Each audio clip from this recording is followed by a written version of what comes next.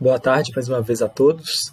O título do trabalho é A Eficiência dos Métodos para Detecção Automática de Fake News na Internet, uma revisão sistemática da literatura. O trabalho foi feito por mim, Atos Caetano de Assis, com orientação do professor Maurílio Alves Martins da Costa, contextualizando a rede mundial de computadores, mais conhecida como Internet, ela revolucionou o mundo, de maneira geral, e revolucionou também a maneira como as informações são disseminadas. Hoje qualquer pessoa pode gerar conteúdo, compartilhar conteúdo, e essas informações elas têm um alcance muito grande, né? E a velocidade também dessas informações de serem espalhadas são grandes. E uma das mudanças de comportamento que a internet nos trouxe foi exatamente onde nós buscamos nos informar, onde nós buscamos as notícias. A gente tem deixado de lado as organizações tradicionais de notícias, como o rádio e a televisão, e estamos nos procurando informar na internet, né? E isso se deve muito por conta dos dispositivos móveis que se tornaram populares.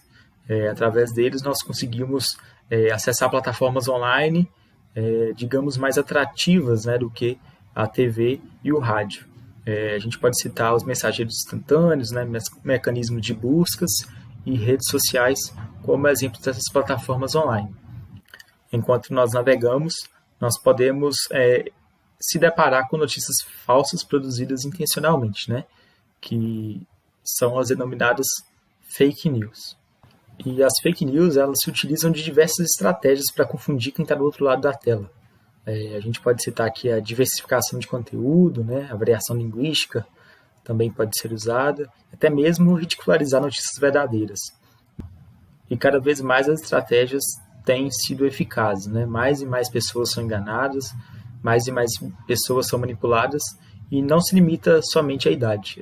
Até mesmo os mais jovens, que têm um conhecimento maior, né, da tecnologia, eles também são enganados. A partir dessas informações, alguns questionamentos estão sendo feitos sobre a capacidade de nós, seres humanos, em conseguir diferenciar o que é verdadeiro e o que é falso no mundo virtual. E as fake news elas podem trazer tantos problemas negativos para a sociedade que a disseminação deliberada de fake news foi enumerada pelo Fórum Econômico como uma das principais ameaças à nossa sociedade. E é justamente tentando combater esse mal que alguns autores, né, alguns pesquisadores defendem que a detecção automática de fake news pode ser o caminho mais eficiente para diminuir os impactos causados. Porém, criar ferramentas que façam essa detecção automática de fake news ela é uma tarefa desafiadora. Isso porque tem muitos obstáculos, né? Classificar uma notícia como fake news possui várias etapas, né? Hoje as pessoas não têm um limite do que elas podem acessar ou não, do que elas podem ler ou não enquanto navegam, né? Então todos esses obstáculos eles abrem margem para que na elaboração dessas ferramentas, né, possam ser aplicados diferentes métodos em torno de uma possível solução. Então surgiu a seguinte pergunta de pesquisa: qual é os escritos em artigos sobre detecção automática de fake news na internet? A partir desta pergunta de pesquisa, o objetivo geral do nosso trabalho foi realizar um levantamento bibliográfico sistemático sobre o grau de eficiência dos métodos descritos em artigos sobre detecção automática de fake news na internet. E como objetivos específicos, nós temos 3, que foi pesquisar na literatura os artigos sobre detecção automática de fake news na internet, levantar os métodos prevalentes nos artigos encontrados e classificar os artigos encontrados conforme método e grau de eficiência descrito. Como justificativa do trabalho, nós podemos citar que as fake news se tornaram cada vez mais presentes em nosso cotidiano, tanto em abordagem nas mídias sociais, como também em tentativas de nos manipular mesmo. Eu tenho certeza que vocês conhecem alguém que já compartilhou uma fake news, que já foi enganada, que já foi manipulada, que acredita ainda que a fake news seja verdade. Então, Essa é uma das nossas justificativas. Outras justificativas são as motivações por detrás da elaboração e da disseminação de fake news. Tem muita gente ganhando dinheiro para manipular as pessoas, para enganar as pessoas, seja para ganhar dinheiro ou seja para espalhar alguma visão ideológica dela. Outro ponto principal também são os impactos prejudiciais causados pelo consumo das fake news.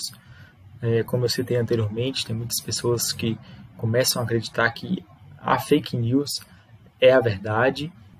Além disso, também temos o aumento do cinismo, né, da apatia, da falta de confiança em alguns meios de comunicação.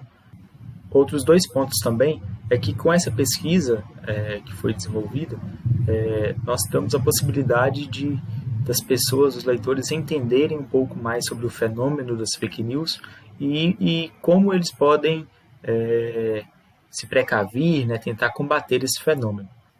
E também para servir de fonte de auxílio.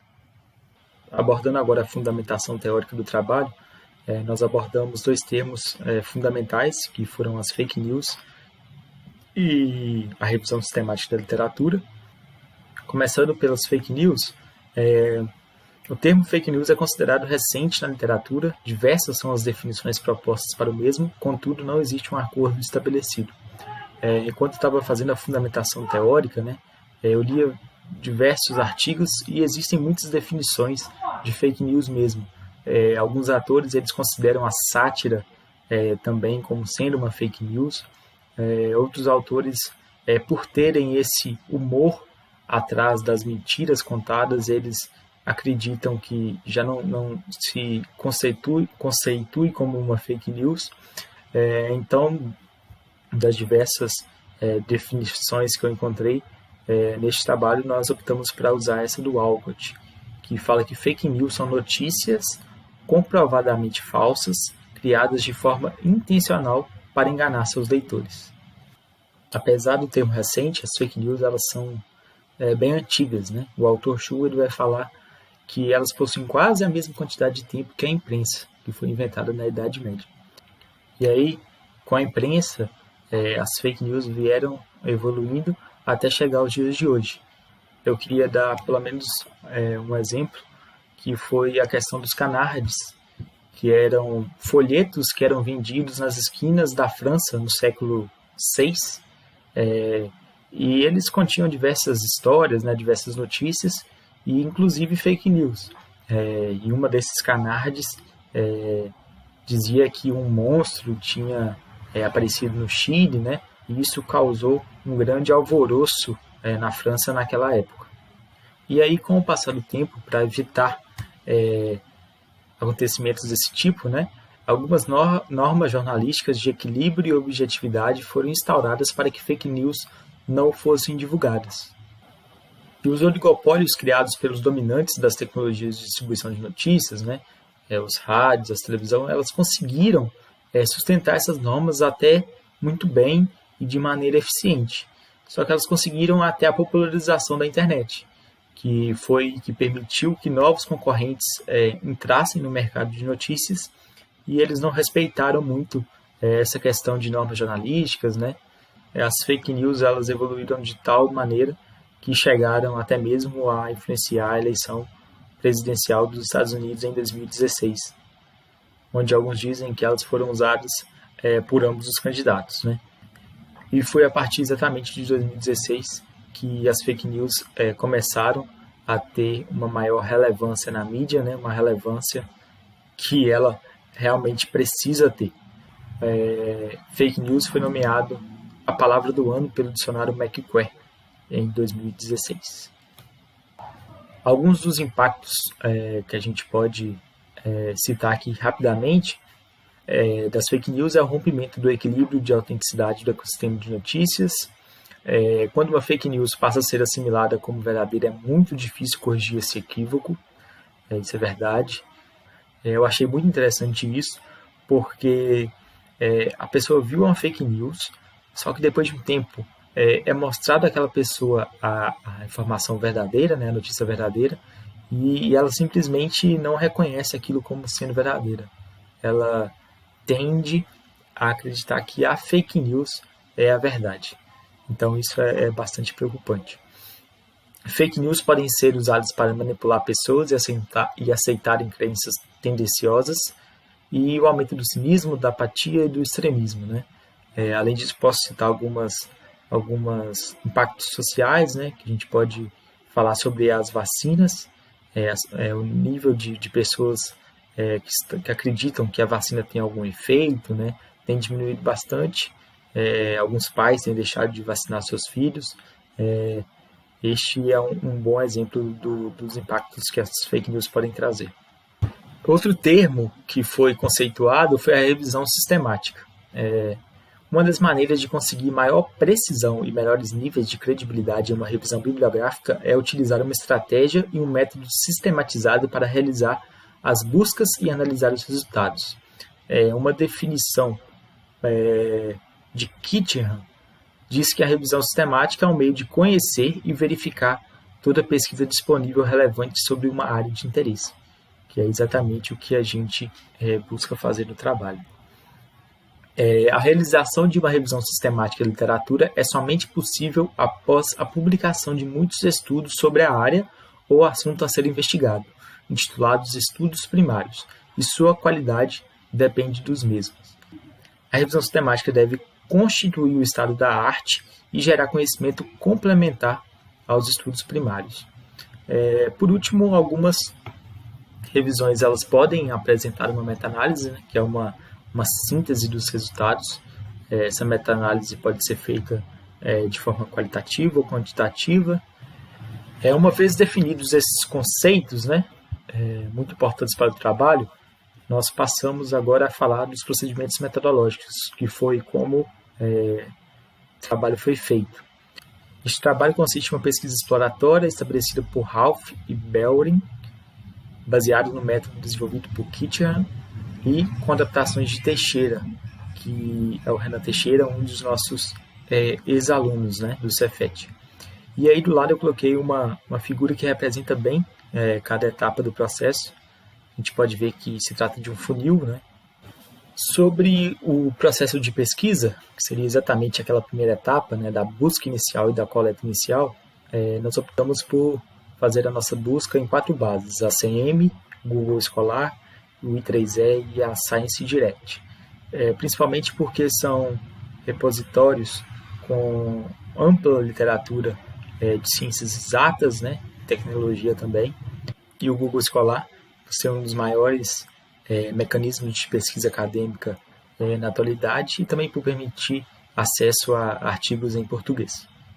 É importante salientar que as buscas, né, elas foram feitas entre um intervalo de tempo de 2014 até julho de 2019. E para fazermos a busca nas bases de dados científicas, nós elaboramos algumas strings com alguns artigos-chave para tentar maximizar, né, melhorar o nosso resultado. Aqui estão elas, são 10 strings, e quando foi preciso, elas foram traduzidas, né? O IE Explore, o Science Direct e a ACM, elas são mecanismos desenvolvidos em inglês, então para fazer a busca nessas bases precisou que essas strings fossem traduzidas. E então nós obtivemos o seguinte resultado, né? A ACM trouxe para a gente 230 documentos, o Google Scholar 423, o I3E trouxe 492 e o Science Direct 194 documentos. E aí, para fazermos a nossa coleta inicial, nós já utilizamos um critério de inclusão de característica interna, que é exatamente ver se o título desses documentos, né, vindos da busca inicial, eles eram divergentes com o tema deste trabalho. E aí, dos 1.339 documentos advindos da busca inicial, 87 deles foram divergentes, e a coleta inicial foi formada por 164 documentos. Feito isso, esses documentos que compuseram a nossa coleta inicial, eles passaram por alguns critérios de inclusão e de exclusão. Esses critérios eles se dividem em dois grupos, externos e internos, né? Características externas e internas. Nesse exame, 44% dos documentos não contemplavam os critérios de inclusão, apresentavam algum critério de exclusão ou não eram aderentes ao tema. Então, no final da coleta parcial, era formada por 92 artigos relevantes. E agora, passando por alguns gráficos que vão nos mostrar algumas coisas importantes, né, dos artigos relevantes. O primeiro deles é de onde esses artigos relevantes vieram, né? Então, a maior parte veio do Google Scholar, a segunda maior parte foi da ACM, e aí a gente faz uma observação que a ACM teve quase metade dos resultados naquela busca inicial do que a I3 é, e mesmo assim ela contribuiu com mais documentos, né, com mais artigos relevantes.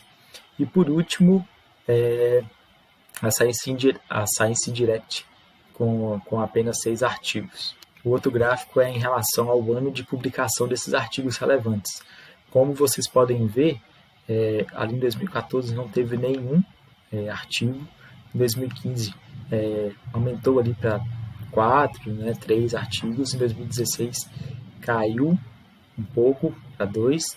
E aí, a partir de 2016, que foi justamente o ano das eleições americanas, né, onde muitos autores dizem que as fake news influenciaram bastante, teve um boom de artigos sobre a detecção automática de fake news.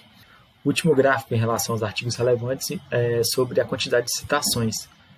Vocês podem perceber que a maioria dos artigos eles tinham menos de 100 citações, e os de português, que eu me lembre, o maior tinha 6 citações. Então era para vocês verem como era um tema recente, né, emergente na literatura. E antes da coleta final, nós optamos também por fazer uma adaptação do Renan Teixeira, nosso antigo aluno, onde a gente definiu alguns parâmetros, né, para a gente avaliar todos os artigos relevantes quanto à sua qualidade. E aí, para diminuir a chance de insucesso, né, e termos melhores resultados no nosso estudo secundário. Com notas de 1 até 5 crescentes, a gente avaliou cada artigo, leu cada artigo, avaliamos cada artigo, e todos os artigos que tinham notas 3 ou maiores que 3, eles compuseram, né, a nossa coleta final. No total, dos 92 artigos, né, que compuseram a coleta parcial, 75 deles compuseram a nossa coleta final. Com base nos artigos da nossa coleta final, nós conseguimos descrever os principais métodos, né, de detecção apresentados por eles. Antes de falar sobre os métodos em si, eu queria falar sobre essas duas definições, que é a definição de detecção de fake news, que pode ser entendida como o processo de estimar se uma notícia específica de qualquer natureza é intencionalmente ou involuntariamente enganosa, e também das ferramentas que realizam essa tarefa de detecção de maneira automática, né? Que são sistemas ou técnicas que auxiliam as pessoas com recursos e funções na previsão de conteúdo de notícias enganosas. E por trás dessas ferramentas existem alguns métodos que nós vamos falar agora. Antes, é importante falar que esses métodos eles podem ser classificados em duas linhas de pesquisa, a baseada no conteúdo e a baseada no contexto social de uma notícia. Uma linha de pesquisa baseada em conteúdo, ela pretende classificar uma notícia como falsa apenas com os recursos contidos no corpo da mesma. E uma linha de pesquisa baseada em contexto pretende classificar uma notícia como falsa apenas com elementos adicionais ao seu conteúdo. E aí a gente pode citar alguns comentários que aquela notícia teve, ou então onde aquela notícia foi publicada, né, em qual site ela foi publicada. Começando pela linha de pesquisa em conteúdo, o primeiro método é a verificação de fatos.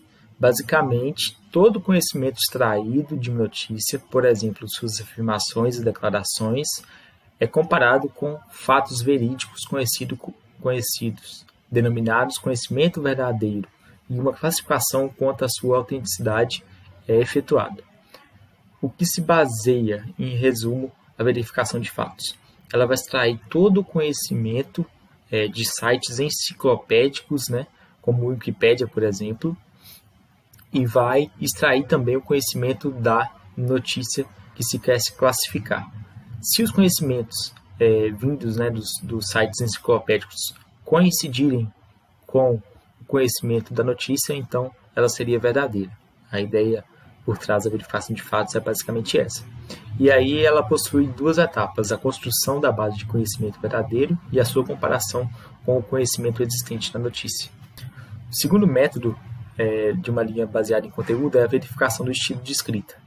E diferentemente do primeiro, ele não está muito interessado nas afirmações que existem naquela notícia. Ele está interessado na forma como o autor da notícia escreveu, se ele teve a intenção ou não de enganar os consumidores daquela notícia.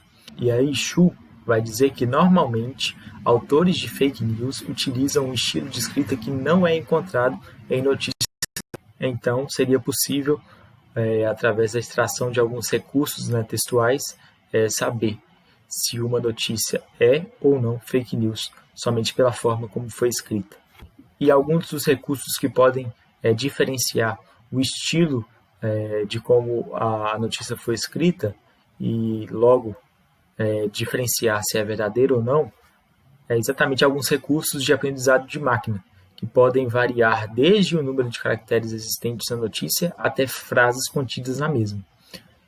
Então eu coloquei alguns exemplos, né, que seriam pistas de informalidade, que seriam palavrões, gírias da internet, palavras sexuais, algumas dicas de orientação temporal, foco no passado, foco na atualidade, foco no futuro, dicas de pontuação.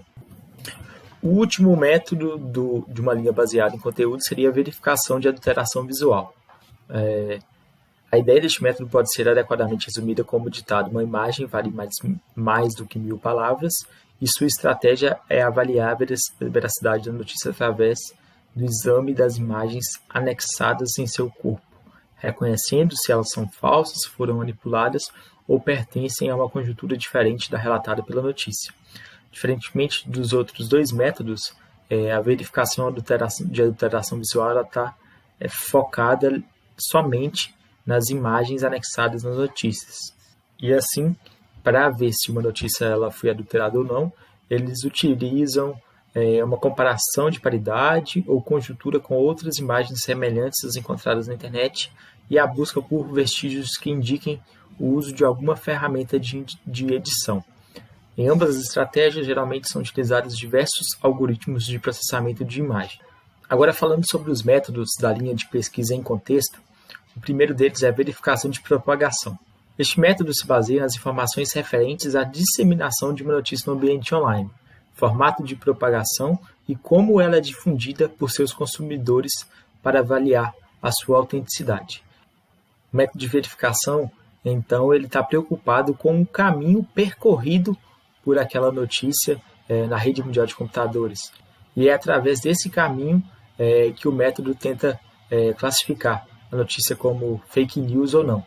E para representar o caminho percorrido pela notícia, é utilizado a Fake News Cascade.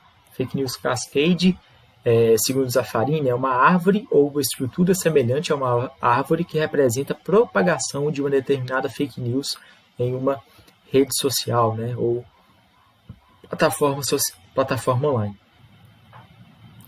Essa seria a imagem que representa as duas maneiras. Na esquerda nós temos a baseada em etapa, que seria o NOAR. As bolinhas representam os usuários que compartilharam a notícia. Você percebe que o A compartilhou, e depois o B e o C compartilharam, e depois o F, o E e o D compartilharam a publicação do C, e assim em diante.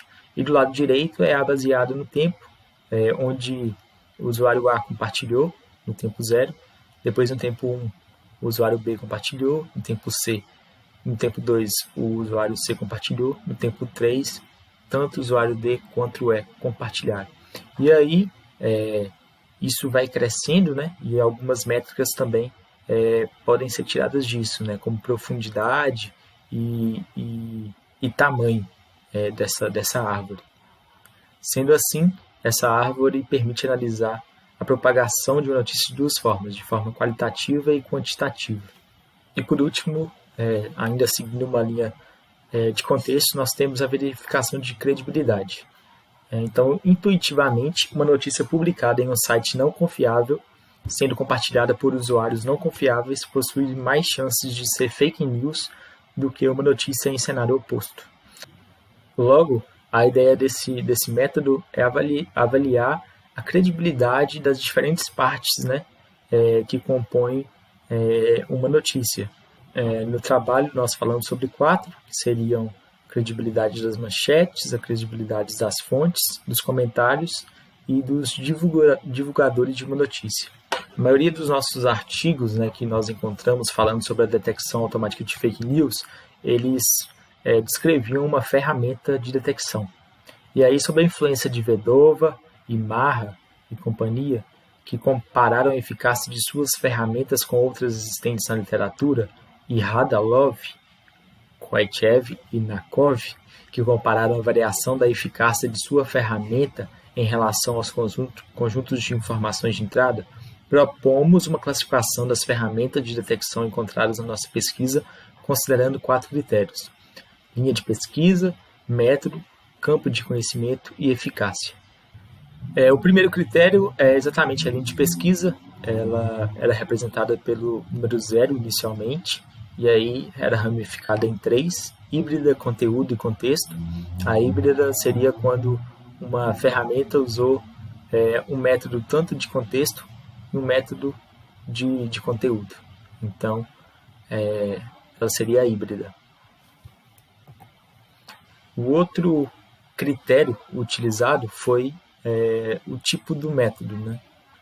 O método é representado pelo número 1, e aí tinha 6 ramificações, que seriam 5 métodos descritos, né, anteriormente, e múltiplos, que seriam quando uma ferramenta utilizou mais de um método na sua detecção. O terceiro método seria em relação ao campo de conhecimento. Ele seria representado pelo número 2, e aí também teriam 6 ramificações, e seria exatamente os campos de conhecimento que foram utilizados pelas ferramentas. Nós colocamos rede neural, aprendizagem de máquina, gráfico de conhecimento, processamento de imagem e outros. E também o múltiplos, né? Quando a ferramenta utilizou mais de um. E por último, e bem importante, a eficácia com qual a ferramenta foi descrita, né? A eficácia seria representada pelo número 3 e teriam 3 ramificações. 0 é quando o artigo não informou a eficácia. 1 seria quando a eficácia foi abaixo de 60%, o 2 entre 60% e 80%, e 3 acima de 80%. Com a junção dos 4 critérios, nós teríamos um código de classificação que foi utilizado para classificar cada artigo presente na coleta final. Os resultados da classificação dos artigos nos permitiram fazer algumas análises em relação à eficiência dos métodos. E aí nós optamos por dividir essa análise em 3 níveis: um cenário global, um cenário local e um cenário associativo. No cenário global, a gente tenta extrair as informações, né, os apontamentos ou indicações olhando para um todo. O cenário local é onde a gente tenta estabelecer uma relação direta entre a eficácia e os outros critérios. No cenário associativo, onde a gente tenta estabelecer uma relação direta entre eficácia e, no mínimo, outros 2 métodos. Em um cenário global, mais da metade das ferramentas de detecção levantadas na revisão sistemática apresentaram eficácia acima de 80%. Teve algumas que chegaram até apresentar índices acima de 90%, né? Seria um grau de eficiência muito bom. Estes bons números de eficiência não se concentram em uma única linha de pesquisa, um único método ou um único campo de conhecimento. Isso é muito interessante porque nos indica que fake news compostas de diferentes maneiras, né, utilizando diferentes formas de apresentação, diversidade linguística, como eu falei lá no início, elas teriam uma maneira, sim, de ser identificada.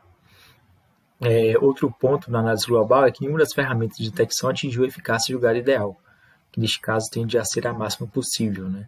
Então, nenhuma das ferramentas conseguiu atingir 100% de eficácia. E, por último, a validação da eficácia apresentada por cada ferramenta é feita de maneira diferente. Isso é muito importante em falar porque ferramentas com a mesma linha de pesquisa e com o mesmo método, por exemplo, eles utilizaram conjuntos diferentes de notícias para fazer a validação da eficácia. Então, é interessante salientar, ressaltar esse ponto. Quando olhamos no cenário local, exclusivamente a linha de pesquisa, né, todas as ferramentas de detecção que manipularam as informações de contexto apresentaram uma eficácia acima de 80%. É claro que esse número é muito bom, só que é preciso dizer que os artigos que optaram por uma linha de contexto, o número era bastante reduzido, né? Então, seria interessante ter mais artigos que seguem essa linha de pesquisa para a gente ver o tão promissor seria usar essa linha de pesquisa. Das ferramentas de detecção que manipularam informação de conteúdo, mais da metade apresentaram eficácia acima de 80%. E, por último, ferramentas de detecção que manipularam ambos os tipos de informações apresentaram menor eficácia. Quando olhamos exclusivamente para o método, nós temos que a verificação de fatos e a verificação do estilo de escrita contribuíram para que a maioria das ferramentas de detecção onde foram empregas alcançassem eficácia acima de 80%. E quando olhamos para os outros métodos de verificação, a verificação de propagação, de credibilidade e de alteração visual, a gente pouco pode se falar, por causa da pouca quantidade, né? E quando olhamos o campo de conhecimento de maneira exclusiva, as sub-áreas da ciência prevalecentes entre as ferramentas de detecção foram, quase em sua totalidade, as redes neurais e a aprendizagem de máquina, inclusive de maneira simultânea em muitas delas. A maioria das ferramentas utilizaram uma dessas duas sub-áreas e, quando elas utilizaram uma linha de pesquisa híbrida, né, que utiliza mais de um método, as duas sub-áreas também foram as que mais foram utilizadas. Acerca da eficácia, as ferramentas que exploraram somente as redes neurais apresentaram um índice melhor quando comparado com aquelas que exploraram somente a aprendizagem de máquina. Por último, em um cenário associativo, onde nós tentamos relacionar a eficácia com no mínimo outros dois critérios, nós conseguimos levantar 2 pontos, né? Fazer 2 apontamentos. O primeiro é que ferramentas de detecção que seguiram uma linha de pesquisa híbrida apresentaram eficácia melhor e menos volátil quando o campo de conhecimento explorado foi a aprendizagem de máquina. E segundo, ferramentas que seguiram uma linha de pesquisa em conteúdo tiveram eficácia melhor ao aplicar o método de verificação de fatos, explorando exclusivamente ou simultaneamente o campo de conhecimento de redes neurais. Concluindo, a análise dos cenários confirma o quão desafiador e complexo é a tarefa de detecção automática de fake news. São vários obstáculos, tem várias formas, né, de detectar, tem vários campos de conhecimentos que podem ser aplicados. Então, essas muitas variáveis de fato tornam muito complexo, né, a detecção. Em suma, os métodos para detecção automatizada de fake news evoluíram muito nos últimos anos e atualmente existem ferramentas que apresentam resultados promissores para essa tarefa, porém ainda não ideais. Conforme foi apresentado, algumas ferramentas atingiram acima de 80% de eficácia, algumas passaram dos 90%. Isso indica que os métodos de detecção eles são eficientes e eles estão crescendo, né? Estão sendo aperfeiçoados ao longo do tempo. A sociedade tem dado passos, mesmo que pequenos, em direção ao objetivo, e que a evolução da tecnologia permite acreditar que em algum momento do futuro os problemas em torno das fake news serão solucionados. Algumas limitações do trabalho foram que os números de estudos primários que discorriam de métodos para detecção de fake news em formato de imagem eram poucos, e para formatos de áudio e vídeo nenhum foi encontrado. E para trabalhos futuros, o levantamento bibliográfico sobre a detecção precoce de fake news, onde a ideia é descobrir a fake news no momento em que ela foi postada ou poucos minutos depois, né? Outro trabalho futuro poderia ser o levantamento bibliográfico sobre a explicabilidade das fake news. E, por último, o desenvolvimento de ferramentas que auxiliem na correção de equívocos causados em pessoas expostas a fake news. Desenvolver ferramentas, né, que trabalhem esses vieses cognitivos na gente e nos ajude a corrigir esses equívocos, com certeza seria muito interessante. Essas são as nossas referências utilizadas na apresentação.